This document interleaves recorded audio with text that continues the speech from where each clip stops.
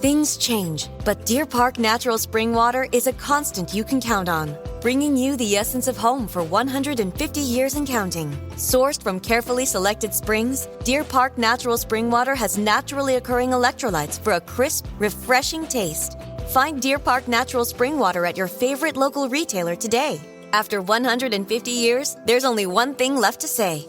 Deer Park, that's still good water.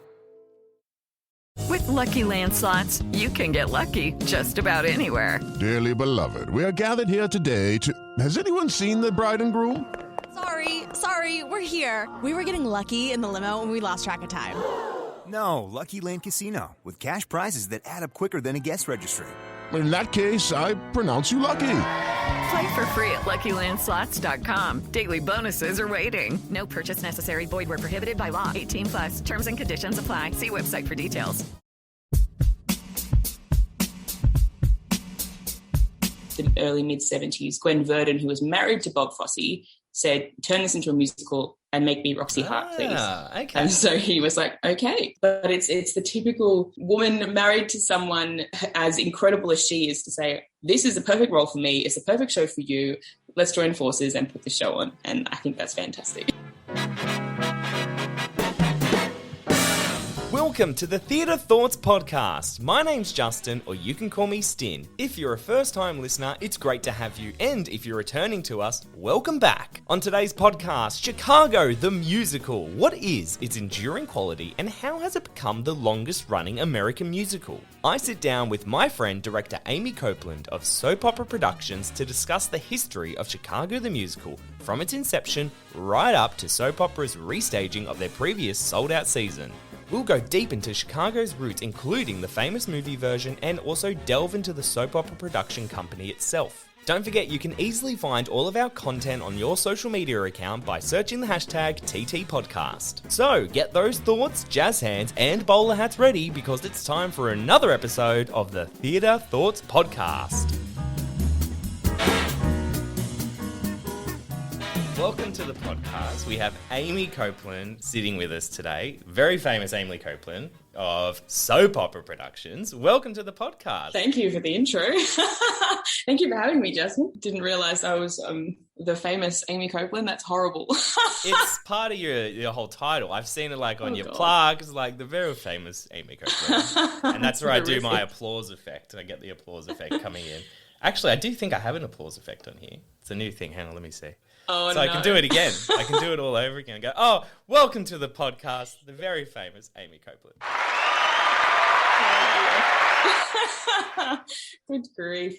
Well, thank you. It's great to be here in my living room staring into your, I think, living room. It's my little study. It's very messy at the moment, I have to apologise for that. So you are on today to discuss Chicago, the musical. Mm-hmm. So Popera Productions, for those who don't know, was established in 2008. That's your production company, run by you and your family.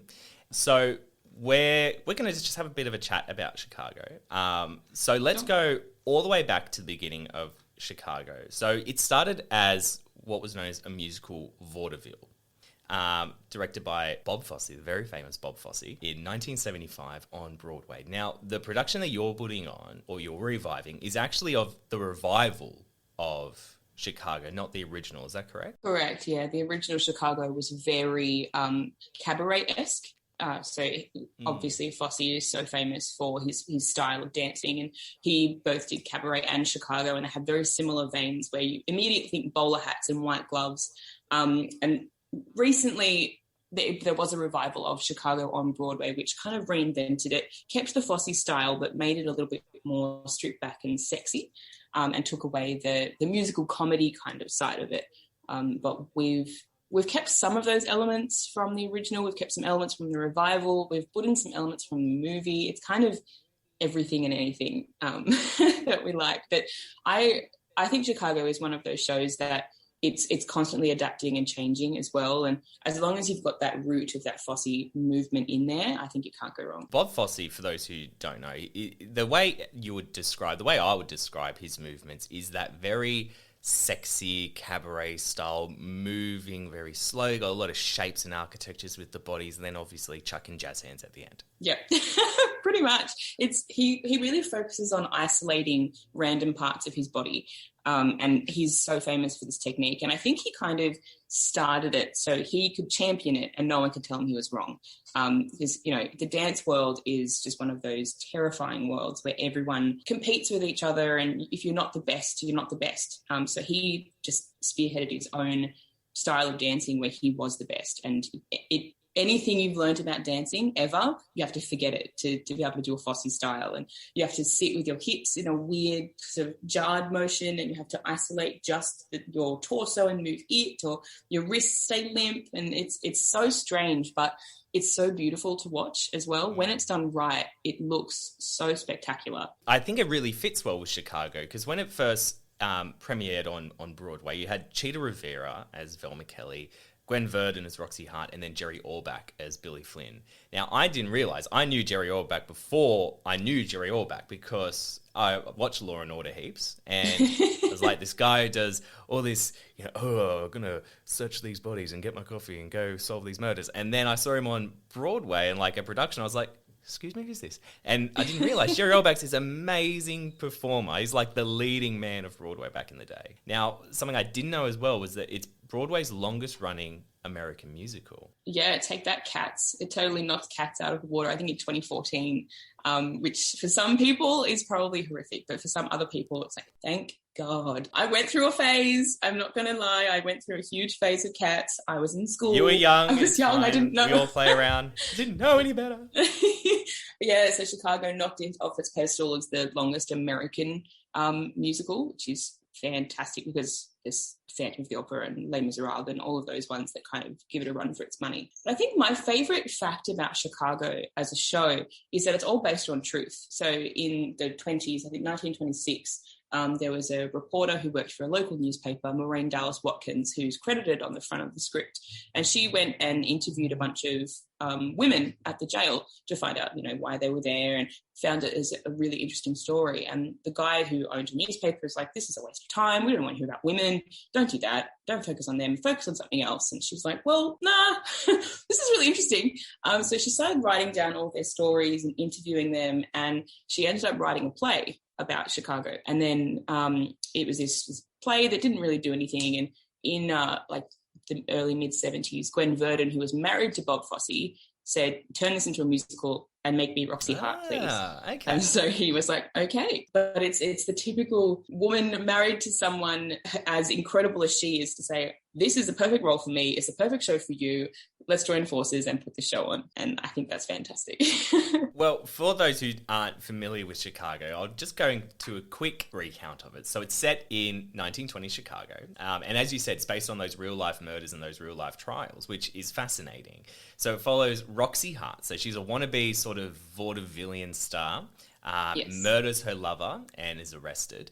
And then despite her attempts to convince her pushover husband Amos to lie for her, she goes to jail. And then in the jail, we meet our other famous actress in the jail, Velma Kelly. So that's Roxy's hero. She's a double murderess, nightclub performer. And then they have the same lawyer, the very lustful Billy Flynn. And they come kind of like to this contentious head-to-head fight for the spotlight. So it's a very unique story. It makes for a vaudeville, I think. Yes, yeah, it's the classic leading ladies competing for the spotlight story.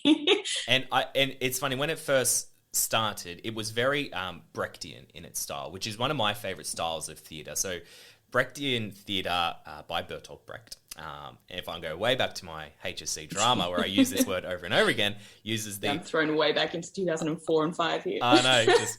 terrible. The Fremdung effect was what he named it. And it's basically the dropping of the fourth wall and making everyone in the audience aware that they're watching a musical or they're watching a play in order to get through a message. And for Chicago, it's this really cynical, kind of subversive, exploitive American culture and how we view celebrities, I think. Yeah. And that's what it started as. And I think it's kind of continued throughout history. Oh, for sure. Even how obsessed people get with serial killer documentaries these days. The Manson clan back in the day, people were following the Manson family around. And, I think it's always that obsession with people who are in the spotlight, no matter what reason they're in the spotlight for. Yeah, I love it. I'm a weird serial killer person as well. So, personally, I haven't killed anyone. I'm a serial killer fan. Excellent. Say that. Serial killer fan. Clear that up. Just for any police who are listening.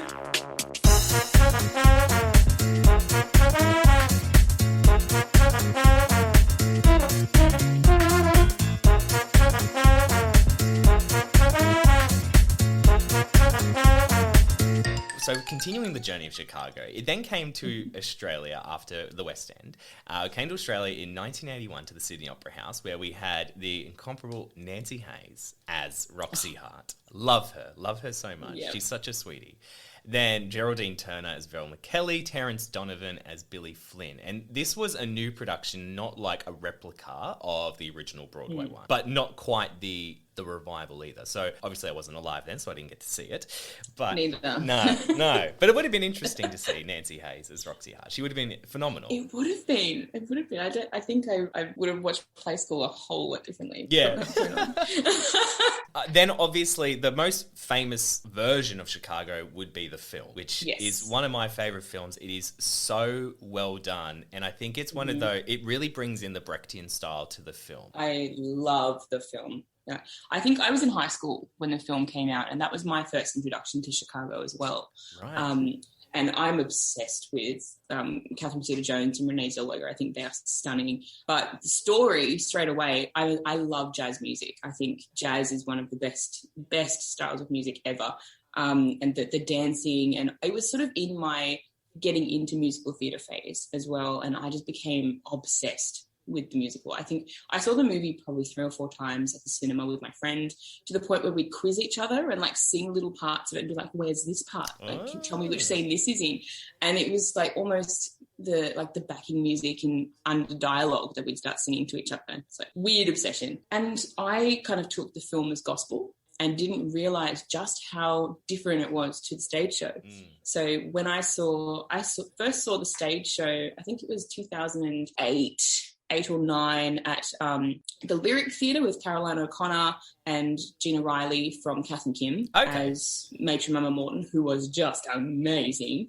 And I kind of didn't realise just how different the musical was. And I was like, this is wrong. This doesn't happen. And I think that's kind of the downfall of a movie musical, because they change little things to keep an audience on side without thinking about how it affects then the show itself. I had a similar experience because I've loved the film, and then I saw it on Broadway when I visited in 2018 or 17 actually, and I had the same sort of experience. I was like, this is nothing like the film. Whoa, like mind kind of blown.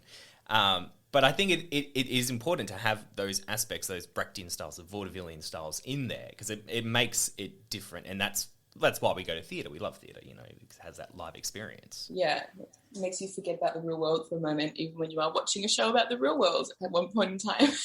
So I'll get to the revival, because this kind of ties into soap opera. So the Broadway revival premiered in 1996, and this was directed by Walter Bobby with choreography, as they quoted that they had choreography in the style of Bob Fosse, not like Bob Fosse choreography, which I thought was interesting. Yeah. And in this production, you had Anne Rankin as Roxy Hart, Bebe Neuwirth as Velma Kelly, James Norton as Billy Flynn. Now, this one smashed all the records. It won 6 Tony Awards, which was more than any other revival in Broadway history until South Pacific came along, and it won 1 more in 2008. And then it stayed on Broadway ever since. Now, it's played to over 9,000.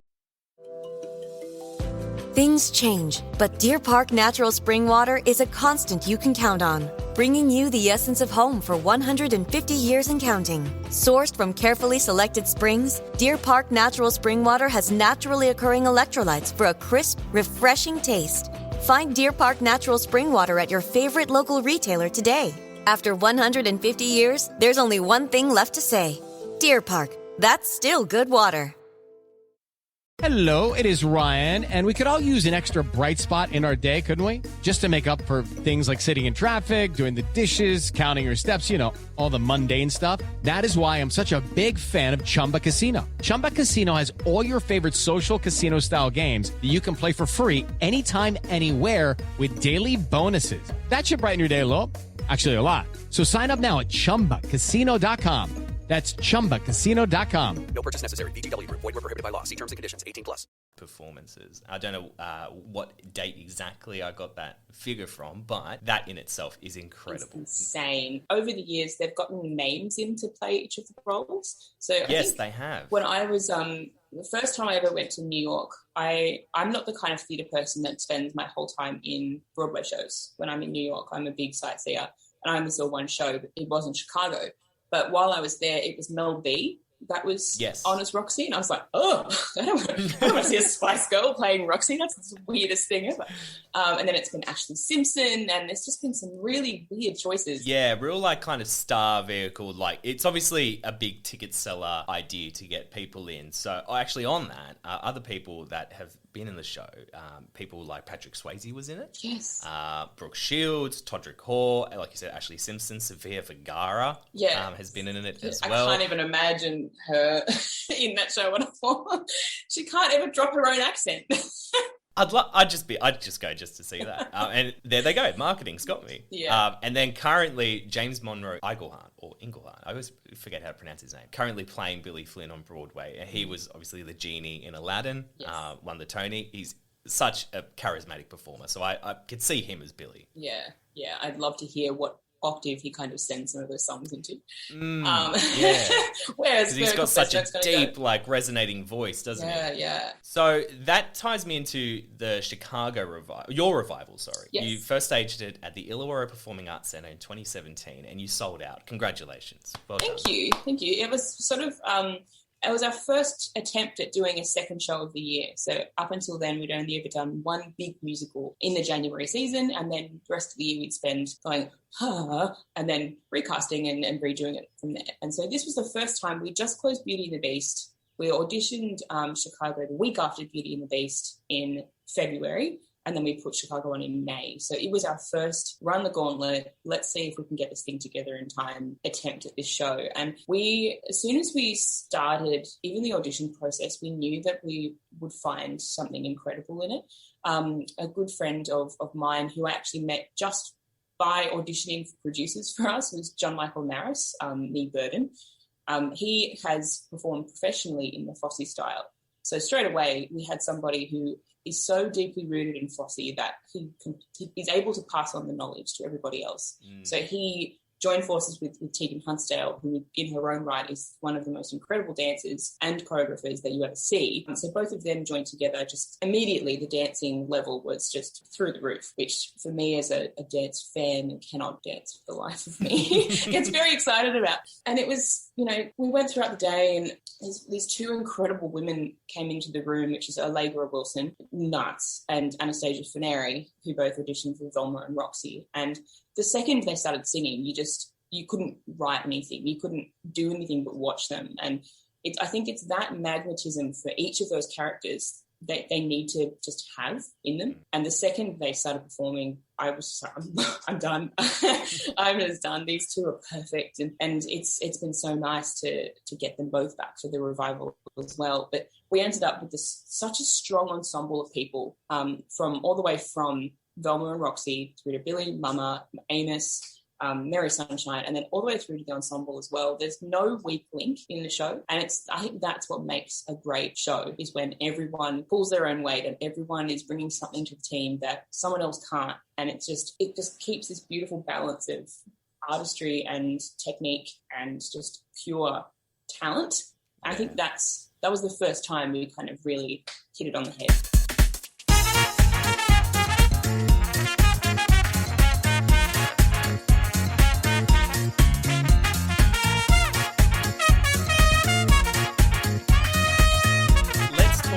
Soap opera. Let's go back to the beginning of soap opera. So where did it begin? Why?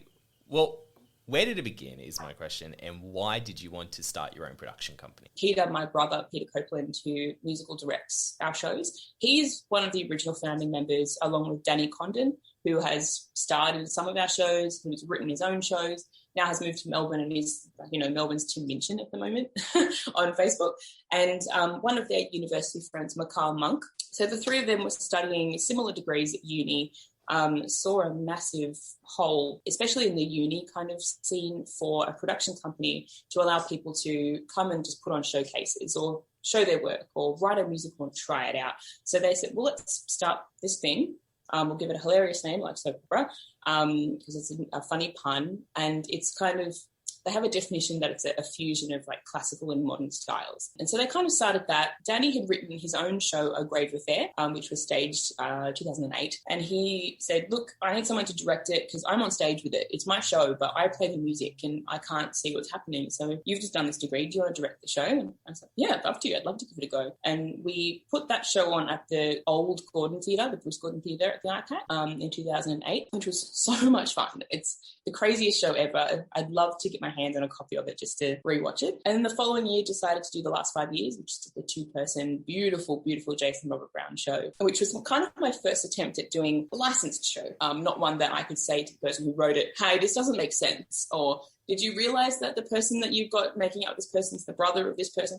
So it was the first time I had to follow someone else's stuff and give that a go, and loved it. I absolutely loved that challenge so much. And then after that, Danny, Mikhail, Pete went separate ways, and So Popera just had sat there for a few years. I went and saw Avenue Q at the State Theatre. It was at Theatre Royal, like before it closed down. Okay, and went, that's the best show I've ever seen in my entire life. I have to do the show. And then a few years later, saw the rights available on Hal Leonard, and I rang Pete and said, what's So Popera doing? Is it a thing? Is it still registered? He's like, oh, it's still registered, but we're not doing anything with it. And so we contacted Danny and Mikhail and said, look, do you mind if we take it and re-register it and rebrand it? And they were like, yeah, that's great, that's fine. So we did. So I kind of hijacked the thing that they started and put on Avenue Q, which turned out to be decent. And so we did it again because I was like, I don't know what else to do. Let's do it again. So we did it again. And then after that, people go, well, what's next? What are you doing next? Like, I don't know. I didn't think that far ahead. So followed it with Little Shop of Horrors, which got new people in. And that's, well, what are you doing next? Like, the producers? Because as you do, the third show you attempt, right? Yeah, the third show you ever attempt is one of the biggest shows ever. Yeah, the biggest Mel Brooks spectacular ever. And that was the first time that I was terrified and went, yeah, I'm in over my head. This is absolutely terrifying. And this man wearing a scarf walked into the audition room, who was Scott Radburn. And I was terrified of this man. And he had so ingrained himself into Max Bialystock stuff that he was doing the reading, leaning over the casting table with a pocket watch going tick-tock, tick-tock in my face as me as Leo Bloom reading with him, just so overwhelmed. And that was my first introduction to Scott Radburn. Excellent. And so once we did that, it was nice because that was our first ever sold out one. Like, we sold out closing night, I think. And so it's always a really nice thing to have people say, what are you doing next? Well, I've seen some of your productions, and I guess the only way I can sum up So Popera is that you bring Broadway to the Illawarra. Oh, thank you. That's like your thing. And I think it's a beautiful thing that So Popera does. Now, getting controversial, what would you say about the idea that a lot of your productions borrow a lot from the Broadway productions, and why is it important to bring Broadway level style spectaculars to the Illawarra? Well, I think that's just my and Peter's and team's personal choice. We see a show and love it for what we see it as. And then when we apply for the rights to it, you're applying for the rights to the production, and it will dictate in those rights what you can and can't do. And there's a lot of time, like with Beauty and the Beast, you're not allowed to copy 100% Belle's costume. You must change 10% of it. So we do. But it's, it's all smoke and mirrors. It might look like it's close to Broadway, but half of the Beauty and the Beast castle was made out of styrofoam, and so like some things are literally plastic cups that are painted. Our aeroplane and Singing in the Rain was two pieces of mega deck stacked on top of each other with a working propeller and it looked like a plane. Yeah. It's very much, there's still a lot of community theatre elements in it, but we try and hide it the best as possible. Exactly. To make it look better than it really is. And, if people say, it's too close to Broadway, or, you're just copying Broadway, that's a huge compliment It to is us. a compliment. To say like, oh, yeah, Amy just copies Broadway is like, exactly. Like that, you know how hard that is to do, in the Illawarra? The people who build our sets is my father, my mother, me, and then some of our friends that come to the workshop. We pulled apart some of the Chicago set the other day that we still have, and I flipped it over and it's got the Beauty and the Beast marble on the back of it. It's beautiful. I love love it. We literally recycle everything from show to show. There's always going to be people that want to tear you down or gossip or talk about you. If people are talking about you, then you're doing something right in my eyes. And yes, if people want to talk, then talk. But at the end of the day, I'm just doing something I love. Just talk loudly enough that other people can hear you, so then you can buy tickets to your show.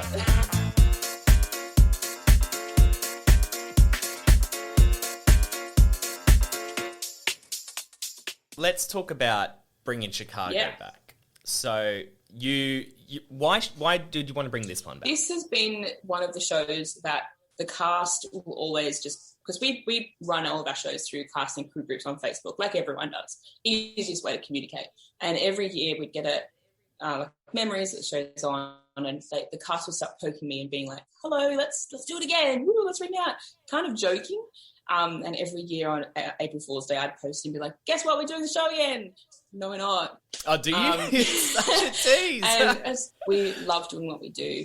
Like I can't see my life without doing shows all the time. Let's remount something it's easy to set up. It's easy to put on. We know what we're doing, and we can hopefully just put this beautiful thing on stage and get people to come to it. That we already have the set. We already have the costumes. We don't have to outlay as many costs to kind of kickstart ourselves again. The people are coming back who are still talented, if not more talented.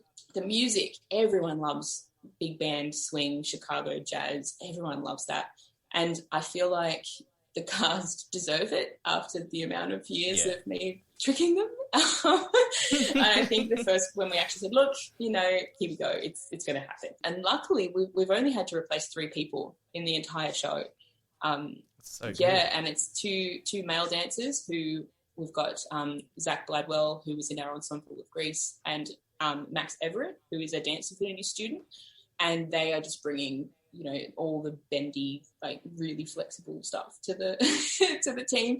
And we've got Katrina Ralph, who is like the female version of just Fosse dancing. She's disgusting to watch in the best possible way. She did something at the first rehearsal just to demonstrate, and you heard people audibly gasp. And someone was like, "Oh my God, stunning!"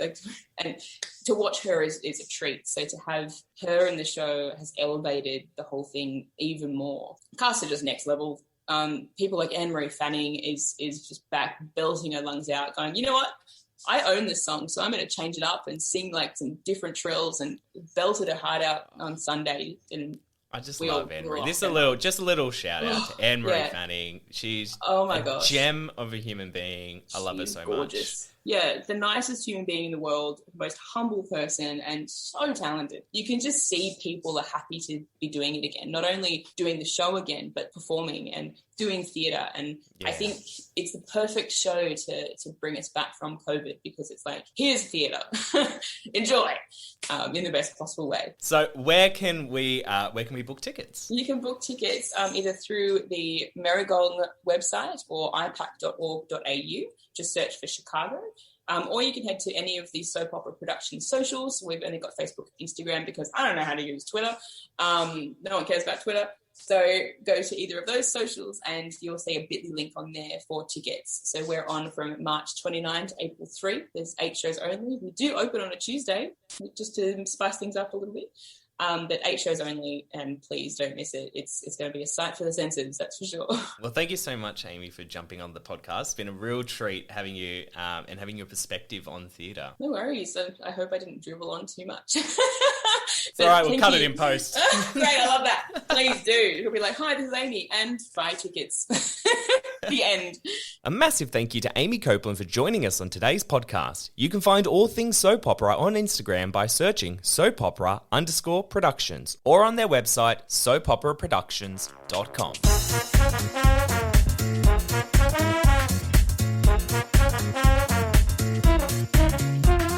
Live on our website now is Theatre Thought's new monthly feature, Cheap Thrills. Our editor Charlotte's top picks for those of us who can't afford to see, or who may have had enough of seeing, another commercial musical. From festival plays such as Fledgling by Lily Heyman, Big Thick Energy with Damon Derriere, and Orange Thrower by Kirsty Marillier, each month Charlotte gives you a quick rundown on all the most affordable pieces of theatre available for those on a budget. Head to our website now to read what Charlotte suggests. And for those in Melbourne, have you ever looked at your life and wondered, what if? Or considered how things might have been different if it hadn't been for one small moment that changed everything?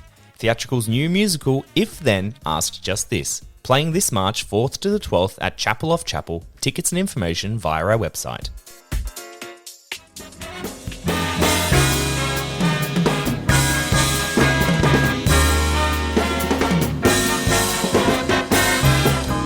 Well, that's all the time we have left here on the Theatre Thoughts podcast. Now we have a question to ask of you, our listeners. We have a survey on our website that we would love for you to take part in. This short survey will act as feedback for us on what we're doing well, what you're loving listening to, as well as what we could do better in future podcasts and what sorts of topics you would like us to discuss. To take part in this quick survey, head to our website, theatrethoughtsoz.online/podcasts. That's theatrethoughtsaus.online/podcasts. Thank you so much again for streaming this episode, and we'll see you next time here on the Theatre Thoughts podcast.